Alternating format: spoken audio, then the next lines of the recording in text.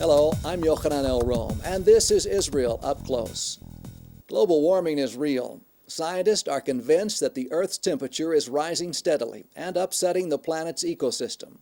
This was the issue that brought the world's leading environmentalists to Jerusalem to learn from the Israeli experience of controlling the desert. More in this report from Dennis Zinn. It was the 30,000 dunam man-made Yatir forest in the Negev, south of Hebron, that impressed the visitors immensely. This is the largest forest in Israel and the driest in the world.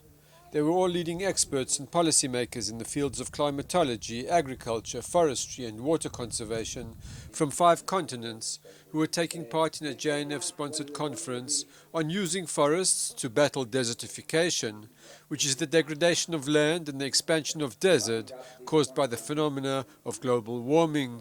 My research is in the area of climate change, how the warming climate will intensify the pressures on these desert areas, and we must be clever in how we respond to this climate change, which we are now, in the past few months especially, even more convinced that the climate warming is caused by our own activities, human activities, and so now I think we must be just as clever to figure out how we correct these problems and prevent the warming from making the deserts larger.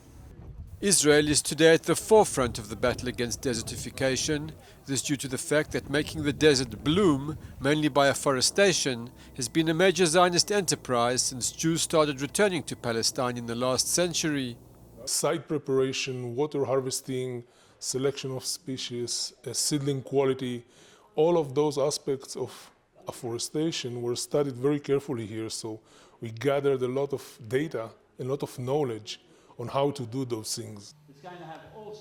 All the participants, including those from Europe and the USA, complained of creeping desertification in their own countries, in regions that were once lush and fertile. People started to understand that what we are facing now, in, let's say, in 20 or maybe 50 years, that will be the situation, let's say, in all southern of Europe. In the southern Italy, of course, we have some region like Sicily or Sardinia that are completely affected by this problem.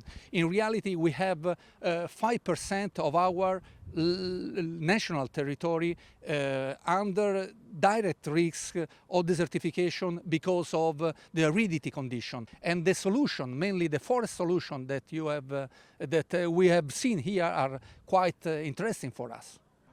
At the Yatir Forest Monitoring Station, the conference participants learned that the driest forest in the world consumes as much poisonous carbon dioxide from the environment as a natural European forest.